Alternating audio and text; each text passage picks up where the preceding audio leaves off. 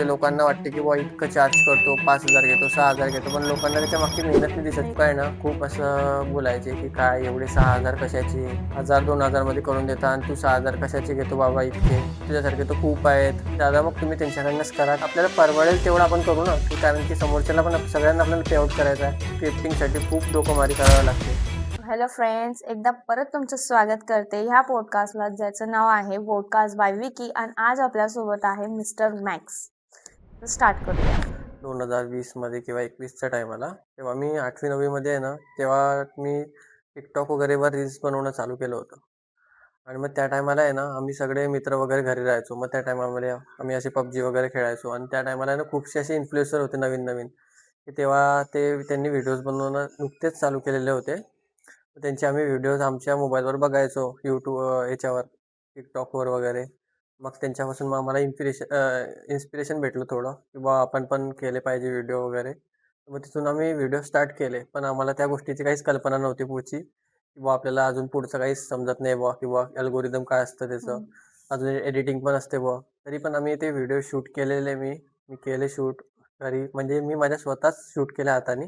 Mobile मी असा कुठेतरी असं भिंतीला ठेवायचो. माझ्याकडे अँड्रॉइड फोन होता त्या टायमाला, आयफोन नव्हता. मग मी तिथे भिंतीला असं रेटून ठेवायचा मोबाईल, त्याला टायमर सेट करायचा टिकटॉकमध्ये, आणि रील्स वगैरे शूट करायचो आम्ही. मग शूट केल्यावर मग मी ती पोस्ट केली. मग तेव्हा काही इतके लाईक काही यायचे नाही, तेव्हा फक्त त्या टायमाला 10, 15, 20 लाईकपर्यंत यायचे. मग त्या टायमाला मग मी रील्स टिकटॉकवर बनवले रील्स वगैरे थोडे. मग त्यानंतर आहे ना, माझं म्हणजे थोडं माइंड आहे ना डायव्हर्ट झाला. मग मी त्यानंतर आहे ना, म्हणजे असे फॅशन फोटोग्राफीकडे डायव्हर्ट झालो मी. मग त्याच्यानंतर आहे ना, मी इन्स्टावर आहे ना, मी आपलं टिकटॉक बॅन झालं. त्यानंतर मी लगेच इन्स्टा चालू केलं. मग इन्स्टावर मी खूपशा इन्फ्लुएन्सरला वगैरे फॉलो केलं. मग त्यामध्ये NSB पिक्चर म्हणून एक इन्फ्लुएन्सर आहे, ते फॅशन फोटोग्राफी वगैरे करतात. मग त्यांचे मग मी फोटोज वगैरे बघायचो इन्स्टाला. मग ते मला खूप आवडायचे. म्हणजे त्यांची एडिटिंग, त्यांचं बोलणं, त्यांचं नेचर, अजून त्यांची ग्रूमिंग, त्या सगळ्या गोष्टी मला खूप आवडायच्या. तर मग मी त्यांच्यासारखं म्हणजे त्यांच्याकडनं इम्प्लिमेंट करायच्या त्या गोष्टी. आणि त्यांचे जे आहे ना यूट्यूब चॅनलसुद्धा होतं, त्याच्यावर आहे ना एडिटिंग वगैरे ते सगळ्या गोष्टी शिकवायच्या. तर मग तिथून आहे ना, मग पहिले आम्ही फोटोशूट करायचो. म्हणजे मग घरून आम्ही असे पैसे वगैरे गोळा करायचो. त्या टायमाला असे घरच्यांजवळून 100-200 वगैरे रुपये असे घ्यायचो. महिन्याभराला असं पॉकेट मनी भेटायची, काही काही कुठे भेटले तर खर्चाला. मग त्याच खर्चाने मी फोटोशूट वगैरे करायचो. मग त्या टायमाला आमचा जो ड्रेसिंगचा जो प्रॉब्लेम होता, तर मग त्या टायमाला आहे ना, मग मी ड्रेसिंगचा जर प्रॉब्लेम राहिला, तर मग मी कोणी मित्राचा काही लागलं, मला शूज लागला, गॉगल लागला, तर तसं आम्ही त्या अरेंज करायचो. त्यानंतर आम्ही शूटला जायचो. मग शूट वगैरे करायचो आम्ही फोटो. फोटोशूट झाला की मग पहिले तर मी नॉर्मलीच फोटो टाकत होतो. म्हणजेच की मला तेवढी काही एडिटिंग सहसा जमत नव्हती. तर पहिले माझे मित्र जे होते ना, ते मला एडिट करून द्यायचे. तर मग पहिले एखादी 2-3 महिने मला माझ्या मित्रांनी एडिट वगैरे करून दिले, फोटोज बनवून दिले चांगले छान. मग मी पोस्ट केले. मग त्याला पहिले तर काही इतका चांगला रिस्पॉन्स नाही आला. म्हणजे माझे जे फ्रेंड्स वगैरे होते ते हसायचे मला एकदम. तुम्ही सिंगल शूट करायचे नाही, त्या टायमाला टिकटॉकला टिकटॉकला सिंगल शूट करायचो. आणि इन्स्टाला? इन्स्टाला मी म्हणजे फोटोग्राफर घेऊन जायचो पहिले शूट करायला. हां, तेव्हा मग मी फोटोज वगैरे शूट करायचो. फोटो शूट करायचो आणि मग त्याचे फोटोज शूट केले ना, की माझा फ्रेंड होता एक, त्याला एडिटिंग चांगल्या प्रकारे यायची म्हणजे. तर मग तो मला एडिट करून द्यायचा. मी त्याला फोन लावायचो. मग मी त्याला 5-6 फोटो एडिट करून मागायचो. आणि मग मी हप्त्याला दररोज एक फोटो वगैरे पोस्ट करायचो दररोज. म्हणजे माझा कन्सिस्टन्सी होती तेव्हा. म्हणजे मी ठरवलेलं होतं, की आपण संध्याकाळी 6ला दररोज एक फोटो पोस्ट करायचो. म्हणजे आपल्याला कोणी काहीसुद्धा बोललं, लोकं हसले तरी आपण पोस्ट करूयात. मग मी पोस्ट करत राहिलो. मग लोकांचं मग पहिले तर लोकांनी काही इतका सपोर्ट नाही केला मला. पहिले माझे मित्र मला हसायचे वगैरे, की "काय चालू आहे? म्हणजे असं काय लावलं आहे? फोटोज काढून काय भेटणार आहे तुला पुढे?" असं तसं. मग मी फोटोज काढत गेलो. मग म्हणजे मग मी तिथून इन्स्टावर फक्त तुम्ही फोटो वगैरेच टाकायचे, हो, पहिले फोटोज व्हिडिओ वगैरे वगैरे नाही? टाकायचो. नाही, पहिले मी रील्स त्याची चालूच नाही केल्या होत्या. म्हणजे माझा माइंड त्याच्यानंतर जेव्हा डायव्हर्ट झाला ना, म्हणजे आता रील्स पूर्णपणे बंद करून टाकल्या. फक्त TikTokवर बनवल्या टिकटॉक होत्या. बॅन झाल्यावर? हां, बॅन झाल्यानंतर. मग त्यानंतर मी फोटोज वगैरे टाकणं सुरू केले. फोटोज मी टाकत गेलो. म्हणजे मग पहिले तर कोणाचा सपोर्ट नाही भेटला. मग त्यानंतर आहे ना, म्हणजे मग मी एडिटिंग, मग ते ज्यांच्याकडून मी इन्स्पिरेशन घेतलं NSB पिक्चर, मग त्यांच्याकडनं मी थोड्या-थोड्या एडिटिंगच्या टिप्स अँड ट्रिक्स शिकत गेलो. मग त्यांच्या बघून मी फोटो एडिट करायचो. मग एडिटिंग मला थोडी यायला लागली म्हणजे फोटोजची. मग माझ्या स्वतःच्या हातानेच एडिट करून घ्यायचो. मग त्या टायमाला फॅमिली सपोर्ट होता की नाही? नाही, त्या टायमाला काहीच नव्हतं फॅमिलीचा सपोर्ट म्हणजे. मग तुम्ही घरात जेव्हा सांगायचे की तुम्हाला पॉकेट मनी वगैरे भेटायचे किंवा थोडेफार पैसे इथून तिथून गोळा व्हायचे, त्या टायमाला तुम्ही सांगायचे की तुम्ही शूटसाठी घेताय म्हणून? नाही, तेव्हा तर मी सांगायचो नाही. म्हणजे काही पण असं काही लागलं, शाळेचे काही वस्तू असतील, काय असतील, मग ज्याच्यामध्ये जे पैसे उरलेत ना, त्याच्यातून मी जमा करायचो आणि मग त्याच्याने मी शूट करायचो. आणि मग शूटिंगच्या वेळेस मग आम्ही शूट वगैरे करत गेलो. मग त्याच्यानंतर मग असं नंतर आहे ना, थोडं असं माझे फोटो आहे ना, लोकांना आवडायला लागले. मग त्याला लाईक्स यायला लागले. म्हणजे पहिले तर काय 50, 60, 100 लाईक यायचे हम्म. जास्त. मग त्याच्यानंतर मी फोटोज टाकत गेलो, कंटिन्युटी ठेवली चांगली. टाकत गेलो. मग असं गावामध्ये आहे ना, एक असं नाव बनून गेलं माझं, की हा मुलगा आहे एकदम छान फोटोज वगैरे काढतो, एडिट छान करतो एकदम. हम्म. मग खूपशांची मग तिथून आहे ना, मी एडिटिंग वगैरे चालू केली. मग तिथून आहे ना, मला खूपसे असे क्लायंट भेटायला लागले. मुलंच वगैरे म्हणजे माझे जे फ्रेंड होते, कॉलेजचे फोटोसाठी? फ्रेंड हां, की "बाई आमचे फोटोज तू पण एडिट करून देत जा किंवा तुझे छान असतात फोटो एकदम. तुला एकदम छान जमतात बुवा. आमचे पण बुवा फोटो तू एडिट करून दे." तर पहिले मग मी फ्रीमध्येच करून द्यायचो फोटो वगैरे एडिट. हम्म. त्यांचे फ्रीमध्ये फोटो एडिट करता मग मी अजून शिकत गेलो. म्हणजे जसे मी व्हिडिओ बघत गेलो एडिटिंगचे, तसं मला नॉलेज येत गेलं फोटो एडिटिंगचं. मग एडिटिंग शिकलो मी. मग त्याच्यानंतर मी चार्ज करायला लागलो मुलांकडनं किंवा मी फोटो एडिट करायचे. त्या टायमाला मी फक्त 60-70 रुपये घ्यायचो. एका फोटो एडिट करायचे. 60-70 रुपये मी तेव्हा त्या टायमाला चार्ज करायचो. मुलं मग मला 4-5 फोटो द्यायचे किंवा आम्हाला 4-5 फोटो म्हणजे पूर्ण फोटो शूट करायचे मुलं.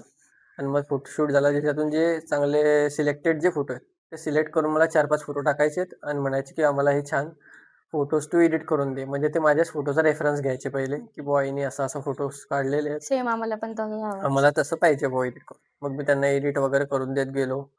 मग तशाने काय झालं, तशाने जे गावातले फोटोग्राफर्स वगैरे होते, मग त्यांच्याशी पण मग माझी ओळखी बनत गेली. म्हणजे ते पण ओळखू लागले मला, की हां, हा मुलगा आहे, फोटो शूट करतो वगैरे, छान फोटो काढतो, पोजिंग वगैरे छान देतो वगैरे. मग त्यानंतर आहे ना, मी फोटोजमध्ये करत गेला. मग नंतर मला मग रील्स खूप ट्रेंडिंग चालायला लागले. मग Instaला रील्सचं हे आलं.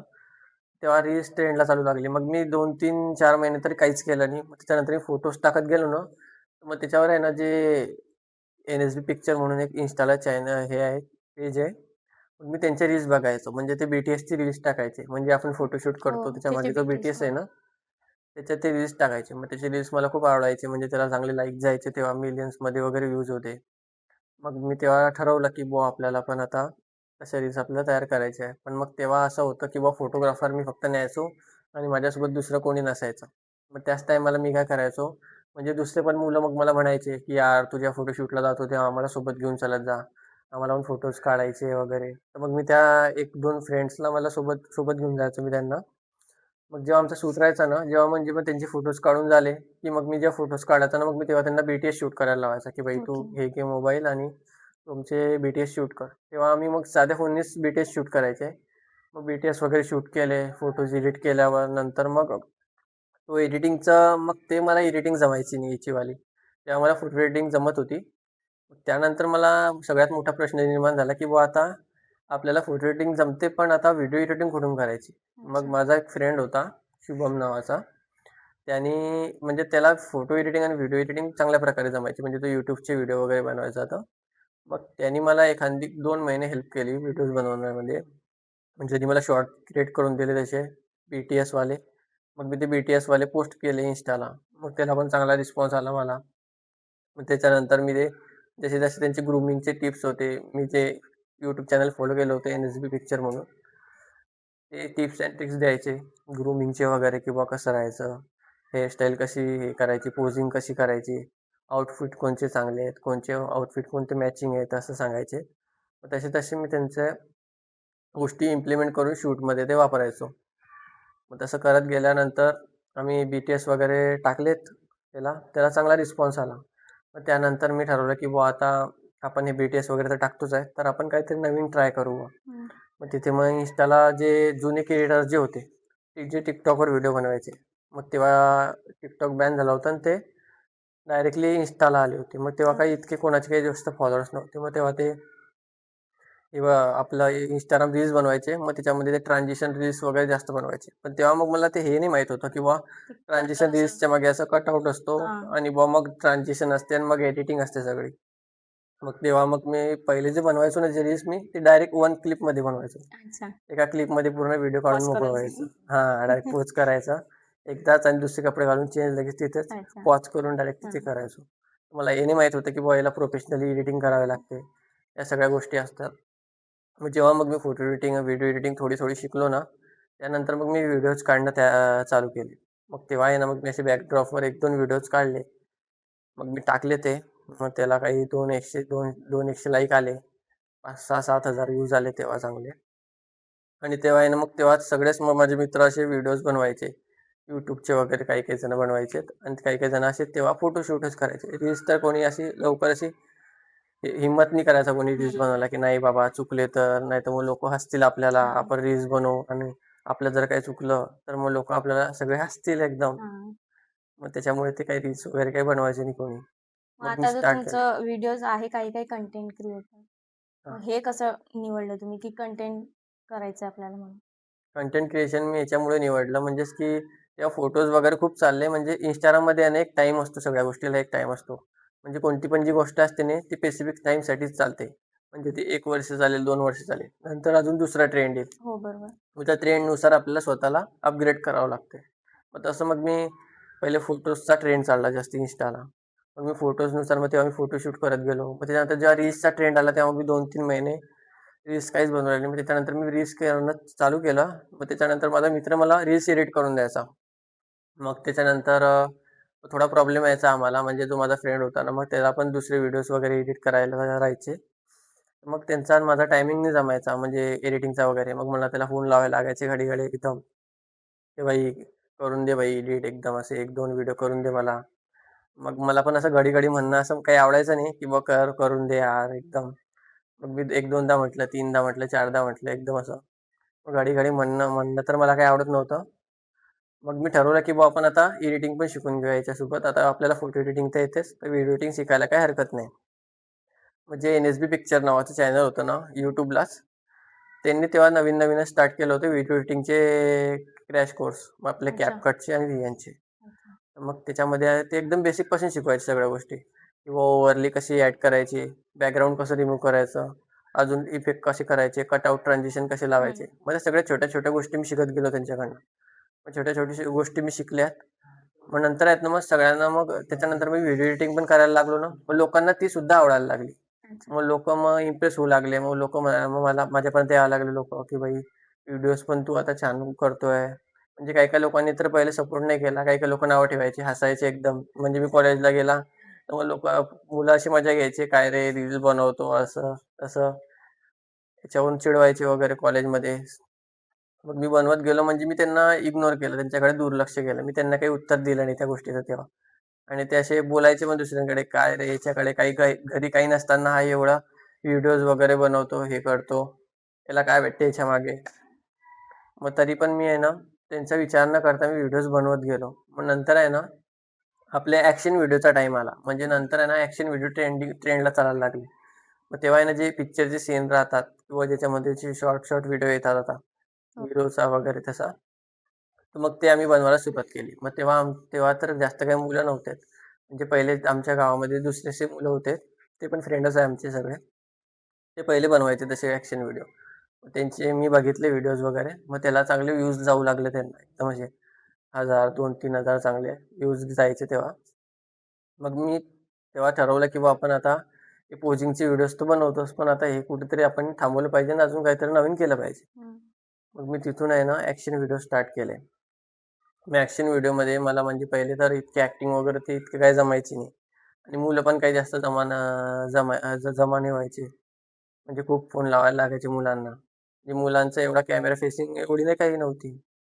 काही-काही मुलं तर नाही म्हणायचे. काही-काही मुलं जे होते जे इच्छुक, ज्यांना माहीत होतं की नाही हा व्हिडिओ छान बनवतो, हा फोटोज पण छान काढतो. ते मुलं यायचे. मग माझा एक मित्र होता दिगंबर कोळी म्हणून.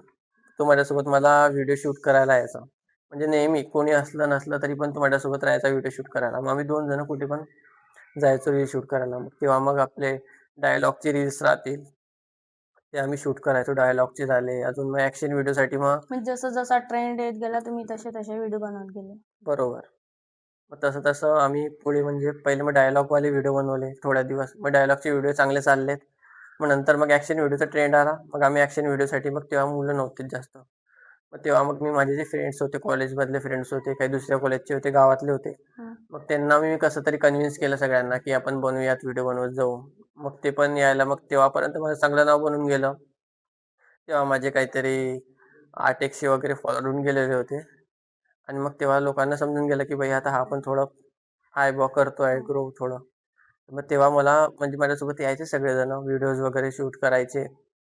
माझे फ्रेंड्स पण यायचे. मग काही-काही जणांना काय वाटायचं त्या टायमाला असं, की बुवा हा एकटा पुढे जातोय, तर बाकीचे जण काही-काही असे म्हणजे टांग टांग खेचण्याचा खेचणं. प्रयत्न करायचे. म्हणजे मग जो आपल्याला असं जळतो ना, हं. तो असं दुसऱ्याला सांगतो, की "नाही रे, याच्यासोबत व्हिडिओज नको बनवू तू." असं तसं. त्याला पाळायचा सांगायचं प्रयत्न केलेला आहे. हां, म्हणजे मग त्याला सांगायचं, की "बुवा याच्यासोबत नको जाऊ. त्याचे व्हिडिओज काही इतके हे नाही. तू आमच्यासोबत बनव बुवा व्हिडिओ." असं. तर मग काही-काही जण यायचे, काही-काही जण नाही यायचे. आणि जो माझे मित्र होते ना शूटर, म्हणजे आता हा इथे पुढे बसलाय, हा सोबत नेहमी माझ्यासोबत राहतो आता. म्हणजे मला कुठे पण जायचं असलं ना, प्रमोशन शूट असो, माझं शूट असो, हा हर्षल नेहमी माझ्यासोबत राहतो शूटसाठी. आणि म्हणजे हे माझ्या असं यांचं असं काहीच नाही त्याच्यात. म्हणजे मी त्यांना पैसे दिले नाही तरी पण ते समजून घेतात, की नाही तू दिल बुवा, हां. नंतर आपल्याला भेटणारच आहे याचं फळ कधी ना कधी. आणि आहे ना मग त्याच्यानंतर आम्ही ॲक्शन व्हिडिओची सुरुवात करत गेलो. ॲक्शन व्हिडिओ आम्ही केलेत. मग त्याच्यानंतर आमचा पहिलाच व्हिडिओ व्हायरल झाला आहे. मी एक व्हिडिओ टाकला. तो पहिलाच व्हिडिओ 10K गेला. ॲक्शन व्हिडिओ 10K गेला. मग आमच्यासाठी तो एकदम प्राउड मोमेंट होता, की भाई आपण इतके ॲक्शन व्हिडिओ बनवले, इतके व्हिडिओज बनवले आणि हाच व्हिडिओ पहिला 10K गेला. मग त्याच्यानंतर मी ठरवलं, की नाही बुवा आता आपल्याला हेच व्हिडिओ कंटिन्यू करायचे आणि आपण आता जसे-जसे कन्सेप्ट नवीन येतील, तसे-तसे आपण व्हिडिओ शूट करत जाऊ. मग तुम्हाला जास्त फॉलोअर कुठल्या कंटेंटला भेटले? ॲक्शनला, ट्रान्झिशनला किंवा ट्रेंडवाले रीलला? म्हणजे तेव्हा आहे ना ॲक्शन व्हिडिओ जेव्हा बनवले ना मी, तेव्हा इतके नाही फॉलोअर्स वाढले माझे. ॲक्शन व्हिडिओच्या वेळेस माझे मिनिमम 1000-2000 फॉलोअर्स वाढले किंवा 2,000-1,000 फॉलोअर वाढले. ते आम्ही बनवत गेलो. मग त्यानंतर आहे ना आमच्या गावामध्ये मग एक सीन असा झाला. मग आमच्या गावामध्ये असं शिवजीची कावड यात्रा वगैरे असते आणि मला एडिटिंग वगैरे चांगली यायची आणि तेव्हा काही असं माझं दुसरं पेज काही नव्हतं, की त्याच्यावर मी व्हिडिओ वगैरे टाकेल आणि माझं एकच पेज होतं मिस्टर मॅक्स 099 म्हणून. त्यावर सगळे व्हिडिओ टाकायचो. माझे ॲक्शन व्हिडिओ पण टाकायचो. आणि मी जे एडिट केलेले आहे व काही मला जे चांगले वाटले ते पण टाकायचो सिनेमॅटिकमधले. मग मी तिथे आहे ना एक कावड यात्रेला मी एक व्हिडिओ शूट केला. शिवजीचा आणि सगळ्या कावड यात्रेचा. मग तो व्हिडिओ मी पोस्ट केलेला चांगला एडिट वगैरे करून छानसा इन्स्टाला? Instaला. मग तोच पहिलाच व्हिडिओ आहे ना त्याला 10 मिलियन व्ह्यूज आले आणि 1 थांबियन्स? पॉइंट हां आणि 1.1 मिलियन लाईक आले. आणि मग त्या व्हिडिओपासून मग माझे फॉलोअर्स वाढायला सुरुवात झाली. मग तिथून 2,000 चे 3,000 झाले. मग 4,000 झाले, 5,000 झाले, 6,000 झाले. म्हणजे 4-5 दिवसातच माझे 8,000 फॉलोअर वाढून गेलेले आहेत. मला समजलं मग तेव्हा मग मी तसे तो एक व्हिडिओ टाकला. त्यानंतर मी अजून तसे 2, 3, 4 व्हिडिओ टाकत गेलो. ओके. नंतर लगेच. मग त्याच्यानंतरचा पण व्हिडिओ तो पण मिलियन गेला. तो पण त्याला पण 12 मिलियन व्ह्यूज आले आणि 1.2 मिलियन लाईक्स आले. मग मी टाकत गेलो. मग ते 3-4 व्हिडिओमुळे आहे ना माझे 10Kच्या वरती फॉलोअर होऊन गेले. मग त्याच्यानंतर मग मी शिरसाळ्याचे व्हिडिओ बनवायला सुरुवात केली. म्हणजे शिरसाळा मारुती म्हणून आमच्या गावाजवळ एक मंदिर आहे हं. हनुमानाचं. तिथले मी व्हिडिओज बनवणं स्टार्ट केले आणि मग तिथले व्हिडिओ स्टार्ट केले मी. पहिले मलाच मी टाकलेला म्हणजे माझे पहिले व्हिडिओ मिलियनमध्ये व्हायरल झालेलेत. मग लोकांना माहीत होतं की हा मुलगा आहे बुवा, हा छान व्हिडिओ बनवतो आणि मुलं मुलं त्याचे स्टेटस वगैरे ठेवायचे. हं. सगळ्यांनी स्टेटस वगैरे ठेवले. खूपसे जण भेटले मला बाहेर. बोललेत की "बुवा एकदम छान व्हिडिओज बनवला तू. आम्हाला खूप आवडला" म्हणे "भाई" असं तसं. मग मला अजून हे भेटलं, करेज भेटलं दुसऱ्याकडनं. मग मी अजून तसे व्हिडिओ बनवत गेलो. मग मी शिरसाळ्याचे मारुतीचे व्हिडिओज बनवले. मग ते प्रत्येक शनिवारी जे भक्त असतात ना माझ्या हनुमानाचे वगैरे बजरंगबलीचे, सगळे माझे व्हिडिओज ठेवायचे मग Instaला. मग सगळे लोकं ओळखू लागले की "बुवा मिस्टर मॅक्स 09 नावाचा तो मुलगा आहे. हा व्हिडिओज बनवतो आणि याचे व्हिडिओज खूप चालतात बुवा शिरसाळ्याचे." मग तिथून मग माझे फॉलोअर्स वाढत गेले आणि मग मी 27,000 ते 30,000 फॉलोअर्सपर्यंत पोहोचलो. हं. 30,000 फॉलोअर्सपर्यंतही पोहोचलो. मग त्यानंतर मग अजून मग थोडे कंटेंटमध्ये मला बदल करावेसे वाटले. मग त्यानंतर म्हणजे मी पहिले ॲक्शन व्हिडिओ पण बनवले. पण ॲक्शन व्हिडिओ मी नंतर याच्यासाठी बंद केले, ते मी सांगितलं नाही मागे. मग त्यानंतर आहे ना ॲक्शन व्हिडिओ सगळेजण बनवायचे. मग आपण सगळ्यांचे पाहून तर करायचो. पण नंतर आहे ना Instaने नवीन अपडेटमध्ये गाईडलाईन वगैरेचा फीचर्स ॲड केला. त्यामध्ये आहे ना म्हणजे जे कंटेंट राहते, रिस्ट्रिक्ट कंटेंट, त्याच्यामध्ये काही पण आपण जर गन वापरली, काही शिवीगाळ वगैरे काही केली किंवा काही कोणाच्या धर्माविषयी काही बोललो किंवा काही दुसरंच काही वापरली इनलिगल गोष्ट व्हिडिओमध्ये, तर आपल्या व्हिडिओला रिपोर्ट करता आपले फॅन्स फॉलोअर्स वगैरे कोणी असले शॅडो तर. बॅन वगैरे पण होतो का? हो, शॅडो बॅन पण होतं. मग त्यामध्ये त्यांनी काय केलं, मग तेव्हा मला समजलं म्हणजे खूपशा जणांच्या ना 2-3 जणांच्या सोबत असा स्कॅम झालेला. म्हणजे त्यांनी व्हिडिओज बनवले आणि मग त्यांना आहे ना गाईडलाईन बसली Instaची. म्हणजे एक तुम्ही जळगावचा. फेस केला हा प्रॉब्लेम? नाही, मी तर नाही फेस केला. म्हणजे मला पहिलेच समजून गेलं की बुवा आपण हे करतोय, हे जरा चेंज केलं पाहिजे म्हणजे कंटेंट असं. करायच्या आधी का किंवा व्हायच्या आधी तुम्ही ते कळून घेतलं होतं की वो गाईडलाईन्स वगैरे आपल्याला पार नाही करायची. बरोबर. तर एक इन्फ्लुएन्सर आहे सागर जाधव म्हणून. त्यांच्यासोबत हे झालेला होता सीन. म्हणजेच की आहे ना त्यांनी व्हिडिओ टाकलेला आहे तो असा गनसोबत. त्यांना ते त्यांना आहे ना त्याला गाईडलाईन बसली Instaला आणि त्यांचा जो व्हिडिओ आहे ना तो डिलीट होऊन गेला Instaवरून. आणि त्यांना काहीतरी गाईडलाईन बसली आणि त्यांना पोलीस सायबर क्राईमकडनं पण त्यांना काहीतरी नोटीस आलेली की बुवा तुम्ही हे जे व्हिडिओ बनवतात अशा प्रकारचे व्हिडिओ तुम्ही नका बनवू बुवा. आणि मग मी त्यांची जी हे गाईडलाईन बसलेलं जे होतं ना, त्यांनी त्या स्टोरीला मेन्शन केलेलं होतं त्यांच्या, की बुवा मी असा व्हिडिओ बनवला, याच्यामुळे मला हा व्हिडिओ डिलीट करावा लागला बुवा असं. मग तर सेम आयडी वरून व्हिडिओ डिलीट केला होता की पुन्हा आयडी डिलीट करावी लागली होती? आयडीने डिलीट करावे लागले. म्हणजे जे फक्त मेन व्हिडिओ कंटेंट तेवढा? होते ना, हा. ते डिलीट करावे लागले. आणि आपल्या ज्या अकाउंट सेटिंगमध्ये जे आपल्या अकाउंटला जे ग्रीन टिक असतात ना, त्याच्यातले जे येलो कलरमध्ये होऊन जाते. म्हणजे गाईडलाईन जर बसली तर. मग तशी त्यांना गाईडलाईन बसली पहिले. मग तरी पण त्यांना एक गाईडलाईन बसली. तरी पण त्यांनी मग केले पुढे व्हिडिओ काही. त्यांना गाईडलाईन बसली. मग त्यांना त्याचा जो इश्यू आहे ना, आता पण फेस करावा लागतोय. म्हणजे त्यांना लाईव्ह जाता येत नाही. त्यांची आयडी सर्च होत नाही. सर्च बारमध्ये कोणाला सजेशनमध्ये सर्च होणार नाही. फक्त जेवढ्या लोकांनी त्यांना फॉलो केलेलं आहे, तेवढ्या लोकांपर्यंत फक्त त्यांचा व्हिडिओ पोहोचेल. नव्या लोकांपर्यंत सजेशन जाणार नाही नाही, त्यांच्या आयडी. नव्या लोकांपर्यंत जाणार नाही. जोपर्यंत ही जी त्यांना गाईडलाईन बसली तोपर्यंत. त्या गाईडलाईनचा जो हे असतो ना, काय म्हणतात टाईम रेंज ती 6 ते 7 महिन्यांची असते. म्हणजे त्याला लाईव्ह पण जाता येत नाही आपल्याला. अजून आपले त्याच्यानंतर जाऊ सजेस्टेड शकता ते. 6 ते महिन्यानंतर. हटल्यावर गाईडलाईन गाईडलाईन संपल्यावर. मग त्यानंतर म्हणजे आपण ह्या ज्या चुका केल्या आहेत ना, त्या तेव्हा कराव्या नाही लागत. मग तेव्हा मला समजलं की बुवा मी असे व्हिडिओ बनवत होतो त्यांच्यासारखेच थोडेफार ॲक्शनचे वगैरे. तेव्हा मला समजू लागलं की बुवा नाही, आपण हे जे व्हिडिओ बनवतो आहे हे असे बरोबर नाहीत बुवा. आणि माझे घरचे पण मला खूप असे बोलायचे, "काय तू असे गुंडा, चोर शराबीचे व्हिडिओ बनवतो बुवा असे. त्याच्याने नाव खराब होते बुवा असं." तर मग मी तेव्हा तर काही ऐकायचो नाही जास्त. मी बनवत राहायचो.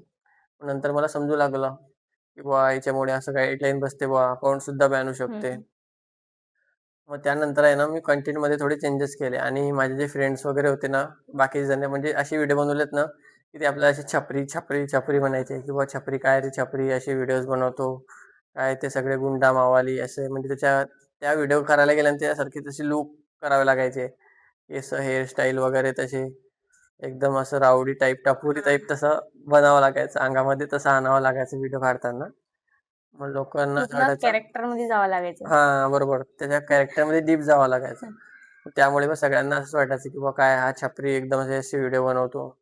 याच्यामध्ये काही करिअर नाही बुवा. मग त्याच्यानंतर मग मला नंतर मी विचार केला की बुवा आपण हे जे व्हिडिओ बनवतोय खरंच हे असे चांगले आहेत का बुवा? हे आहे का? मग त्याच्यानंतर मी पुढचा विचार केला की बुवा आता आपण हे व्हिडिओज कुठेतरी थांबवले पाहिजेत आणि आपण अजून आपल्याला काही ना काही इम्प्रूव्ह केलं पाहिजे आणि आपण स्वतःला कसं आपल्याला प्रोफेशनली मांडता येईल Instaवर, तसा आपण प्रयत्न केला पाहिजे. मग त्यानंतर मी सगळे प्रोफेशनली व्हिडिओ बनवायला सुरुवात केली. म्हणजेच की बुवा आता ट्रान्झिशन रील्स झाल्या, काही लिपसिंग्सवाले व्हिडिओ झाले.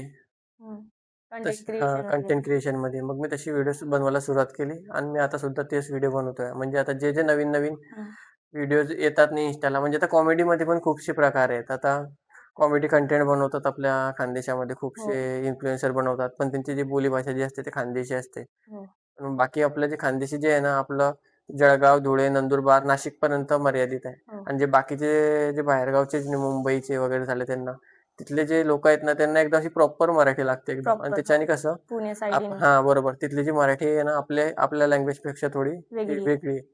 तर मग कसं आहे म्हणजे ती वाली लँग्वेज जर वापरली ना आपण व्हिडिओमध्ये तर कसा आपल्या आपला इकड व्हिडिओ आ- दुसऱ्या आप- लोकांपर्यंत आपल्या पण पोहोचतो. इकडच्या लँग्वेजला ते लोक गावठी म्हणतात. हा बरोबर. मग आपल्याला मग ते गावठी जज करतात. गावठी जज करतात. मग लोक म्हणतात की बुवा काय हे गावठी शब्द गावठी, वापरतो असे खानदेशी. खानदेशी काय आहे असं. मग मग मी प्रत्येक माझे जेवढे पण व्हिडिओ टाकतो ना कॉमेडीवाले म्हणजे काही प्रमोशन वगैरे राहिलं हम्म. त्याच्यामध्ये जर काही कॉमेडी सीन राहिला आता आमच्या इकडचे काही ना काही असे कलाकार माझे मित्र आहेत म्हणजे इन्फ्लुएन्सर की जे कॉमेडी करतात. म्हणजे ते व्हिडिओ बनवतात खानदेशी वगैरे तर मग मी त्यांना पण सजेशन दिलं की बुवा तुम्ही हे जे बनवतायत म्हटलं खानदेशी वगैरे हे आपल्या म्हटलं जळगाव जिल्ह्यापर्यंत किंवा आपल्या स्टेट भागापर्यंतच हा मर्यादित हा आहे. म्हटलं तुम्ही थोडं कंटेंटमध्ये आहे ना तुम्ही थोडं हिंदी मराठी मिक्स करा म्हणजे तेव्हा कसं तुम्ही जर हिंदी जर केलं ना तर कसं स्टेटच्या बाहेर ऑल पण इंडियामध्ये फिरेल जायचं कारण की वगैरे. हिंदी जास्तीत जास्त लोकांना समजते. आणि मराठीत पण बनवलं शुद्ध मराठीत तर कसं मुंबई पुण्याकडच्या लोकांना सहजा लवकर समजते आणि आपल्याकडचे जे काही काही शब्द असतात ना एकदम हं. एकदम गावंढळ टाईपचे ते हां. लवकर लोकांना समजत नाही. कुठे चालला काय हां. काय झालं आणि मग आणि कुठे त्याच्याने कसं आपलंच इम्प्रेशन बॅड पडते.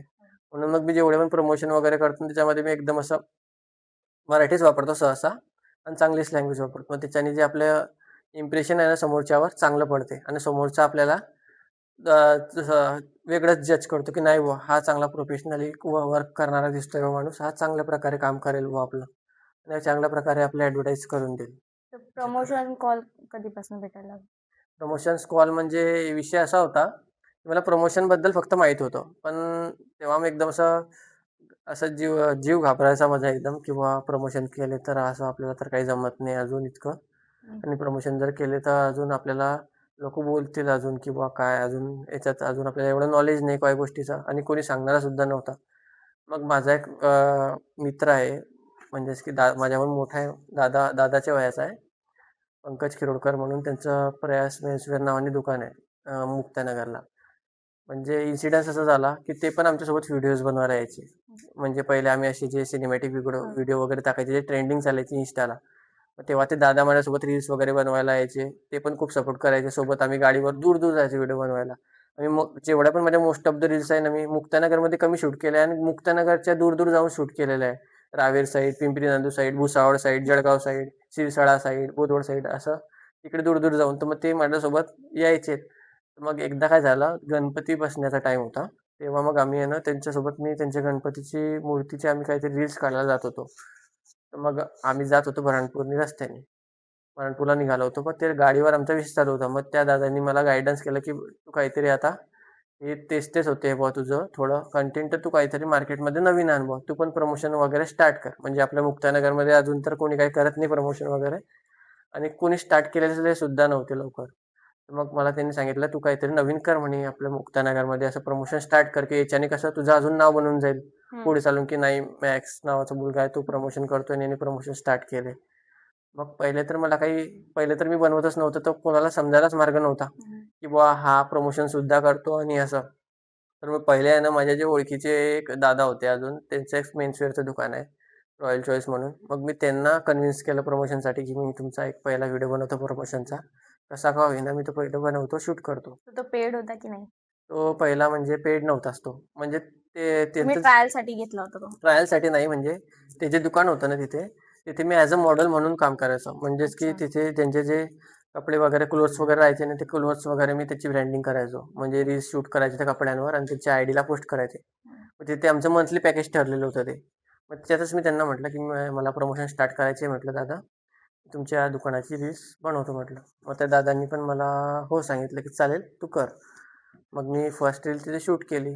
फर्स्ट रील शूट केली मी आणि मग नंतर मग मी एक्सप्लोरिंग मुक्तानगरचे जे अकाउंट आहे त्याला कोलॅब केला. तेव्हा ती रील खूपशा जणांपर्यंत गेली.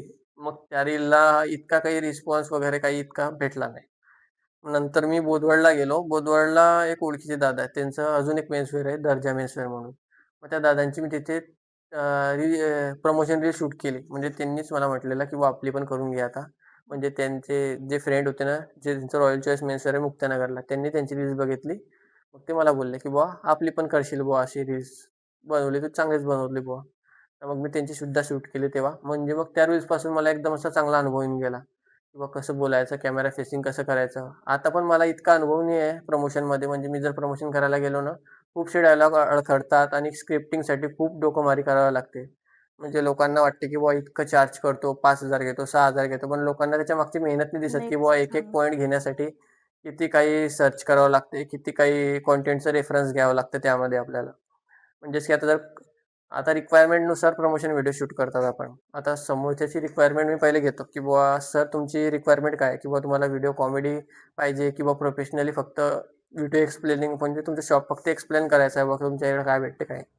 तर मग म्हटलं जर प्रोफेशनल जर असलं तर त्याचे चार्ज कमी लागतात आणि जर कॉमेडी जर असलं तर त्याच्यामध्ये जर आपले जे कॅरेक्टर आहे ना जे वाढतात, मग त्यांना पण चार्ज करावे लागतात आपल्याला पैसे. मग त्याच्यामुळे जे चार्ज असतात ना ते वाढतात. मग तुम्ही फेस केलंय क्रिटिझम? हो, केलं ना खूपशा गोष्टीत. म्हणजे मग लोकांना ज्या त्या ठिकाणी आपण ₹5,000-6,000 सांगायचो, की बुवा आम्ही जर कॉमेडी व्हिडिओ जर बनवला कॉमेडी टाईपमध्ये, तर मग त्याचे आम्ही ₹6,000 चार्ज करू. तर मग लोकं आहे ना खूप असं बोलायचे, की "काय एवढे 6,000 कशाचे? आणि 6,000 इतके लागतात का?" मुलं तर 1,000 आणि 2,000 मध्ये करून देतात. म्हणजे 1,000-2,000 मध्ये करून देतात आणि तू 6,000 कशाचे घेतो बाबा इतके? तुझ्याकडे काही इतके हे पण तर नाही. तुझ्यासारखे तर खूप आहेत. आम्ही दुसरं हे करू, आम्ही दुसऱ्याला बोलवू. मग मी त्यांना डायरेक्ट क्लिअर बोलायचो तिथे, की "दादा मग तुम्ही त्यांच्याकडनंच करा. कारण की कसं आहे तुम्हाला जर अफोर्ड होत नसेल, तर मी पण काही इतकं हे नाही करू शकत. आपण मार्जिन करू, पण इतकं पण नाही. म्हणजे आता आपण जर 6,000 जर सांगितलं समोरच्याला, तर आपल्याला परवडेल तेवढं आपण करू ना. की कारण की समोरच्याला पण सगळ्यांना आपल्याला पे आउट करायचा आहे. मला माझ्या व्हिडिओ शूटरला पे आउट करावं लागते. हां. एडिटरला पे आउट करावं लागते. त्याच्यानंतर स्क्रिप्टिंग तर मी स्वतः करतो माझ्या व्हिडिओची आणि जे कॅरेक्टर आहे त्यांना पण पे आउट करावं लागते. म्हणून मग हा जो आमचा जो पॅकेज आहे ना 5,000-6 हजाराचा तो आम्हाला पुरवडतो. म्हणजे याच्यात आहे ना आम्हाला फक्त रिअली सांगतो आम्हाला फक्त ₹1,000-2,000 सुटतं एका क्रिएटरला याच्यामध्ये. 4-5 लोकांना पे आउट करायचं म्हटलं तर एवढे सुटणार नाही. हां, आणि बरोबर. त्यांना ते नाही दिसत. आणि पहिली गोष्ट तर ही, की आम्ही असे पहिले हे असू मुक्तानगरमध्ये, की आम्ही कमी चार्ज करतोय. कारण की आहे ना तुम्ही जर जळगाव, भुसावळ आणि भुसावळचीच कंडिशन बघितली ना, इथेच आहे ना जे क्रिएटर आहेत ना, एका प्रमोशन व्हिडिओचे 10,000, 15,000 हजार चार्ज करतात त्यामध्ये. जेवढे तुमचे फॉलोवर आहे त्या हिसाबने हां, आपण तसं त्या करतो. हिशोबाने 5 आणि 7,000 चार्ज करतो. आता आमच्या मुक्तानगरचे जे क्रिएटर आहे, की ते 10 आणि 15,000 चार्ज करतात व्हिडिओचे आणि ते कमी सुद्धा करत नाही पाहिजे. नाही, 15,000 आहेत, आम्ही 15,000च घेऊ, 10,000 आहे तर 10,000च घेऊ. पण मी तसं नाही करत. म्हणजे कोणी असलाच एकदम, की त्याला गरज आहे, करायचं आहे, तर मी त्याच्यासाठी ₹1,000-2,000 करतो थोडं कमी. ॲडजस्ट करून करतो मी घेता. त्याच्यासाठी ॲडजस्ट, तसा काही माझा विषय नाही. त्यामध्ये करून घेतो आम्ही ॲडजस्ट. मिस्टर मॅक्स हे कसं काय नाव ठेवलं तुम्ही आयडीला? ते मिस्टर मॅक्स नाव असं मी ठेवलं, की मला असं वाटत होतं. पहिले जेव्हा मी आयडी स्टार्ट केली होती ना, तेव्हा मी नाव टाकलेलं होतं. म्हणजे माझं रिअल नाव श्रीपाद आहे. तर मी नाव टाकलेलं होतं पहिले ऑफिशियल श्रीपाद 07 म्हणून आणि मी हा नावाचा रेफरन्स जो होता ना, मिस्टर फैजू 07 नावाची त्यांची टीम होती. तिथून मग मी 07 तो जो त्यांचा जो हे होता ना लास्टचा हं. नंबर तो मी त्यांचा घेतला होता आणि मग माझं नाव टाकलं होतं मी असं. म्हणजे ऑफिशियल पहिले असं खूपशे हिरो-हिरोईन्स टाकायचे असं किंवा ऑफिशियल ऑफिशियल हे पेज असलं तर किंवा हो, किंवा 2 ऑफिशियल. डिजिट आहे असलं काही. बरोबर. तर मग ऑफिशियल टाकायचे आणि मग नाव टाकायचे. मी पहिले ऑफिशियल श्रीपाद म्हणून आयडीचं युजर नेम ठेवलं. तेव्हा मग मला असं वाटलं, की यार ऑफिशियल श्रीपाद म्हणजे सगळेच जण ओळखतात, की श्रीपाद नावाचा हा व्यक्ती आहे आणि हा फोटोज काढतो असं. मला नंतर अशी कल्पना आली माझ्या डोक्यामध्ये, की मला असं वाटलं काहीतरी आपण युनिक नाव ठेवलं पाहिजे, की त्याच्याने कशी आपली वेगळी ओळख निर्माण झाली पाहिजे लोकांमध्ये. हं. मग मी थोड्या दिवसांनी आहे ना, नाव माझं चेंज केलं आणि मग मी खूपसे व्हिडिओज बघितले, नाव बघितली याला Googleला वगैरे. मग मला मिस्टर मॅक्स नाव असं शोधलं. मग तिथे मग आहे ना, मी असं मिस्टर डॉट मॅक्स असं नाव आयडीला आयडीला दिलं टाकलेलं. आणि मग आयडीला दिलं. मग त्याच्यानंतर मग मी ते व्हिडिओमध्ये आहे ना, असं थंबनेलला वापरायचो. म्हणजे आपला लोगो म्हणून वापरायचो खाली. म्हणजे व्हिडिओ शूट केला ना, तर मग वॉटरमार्क. वॉटरमार्क म्हणून. ॲडवाइस काय देणार थोडी व्ह्यूअर्सला? ॲडवाइस तर मी काही देणार नाही इतकी, पण दिली तर मी इतकीच ॲडवाइस देईन, की बुवा तुम्ही तुमची जी कन्सिस्टन्सी आहे ना, ती कन्सिस्टन्सी चालू ठेवा आणि व्हिडिओज टाकत राहा. म्हणजे तुम्हाला खूपसे याचे प्रॉब्लेम फेस करावे लागतील. म्हणजे तुमच्याकडे मोबाईल नसेल, तुमच्याकडे चांगला ट्रायपॉड नसेल, तुमच्याकडे बॅकग्राऊंड नसेल, हे नसेल. पण जो आहे ना, म्हणजे ज्याच्याकडे काही नसताना म्हणजे माझ्यासारखा मुलगा जर मी जर इतकं छोट्यापासून जर मी जर करू शकतो, तर सगळ्याच मुलांमध्ये जेवढी हे आहे ना कॅपॅबिलिटी सगळ्यांमध्ये असते, की काही ना काही तो करू शकतो असं. म्हणजे तुम्ही कंटेंट क्रिएशन फक्त असं म्हणजे त्याचे काही ना काही हे असतात, काय म्हणतात त्याला हां, तुम्ही पहिले कोणत्यातरी अनुभवी व्यक्तीचा सल्ला घ्या चांगल्याचा आणि त्याच्या त्याच्या थ्रू तुम्ही कंटेंट क्रिएशनला सुरुवात करा आणि YouTube आणि Instagramवर जास्त फोकस करा आणि Instagramपेक्षा तरी जास्त YouTubeवर करा. कारण Instaवर जितकी इन्कम भेटत नाही ना, तितके जास्त इन्कम YouTubeला. YouTubeला भेटते. Insta फक्त फेम आहे. हां, Instaवर फक्त फेम भेटते आपल्याला लोकांचं. बोनस वगैरे भेटायचा पहिले, पण ते सुद्धा बंद केलं. आता Facebookला भेटतो.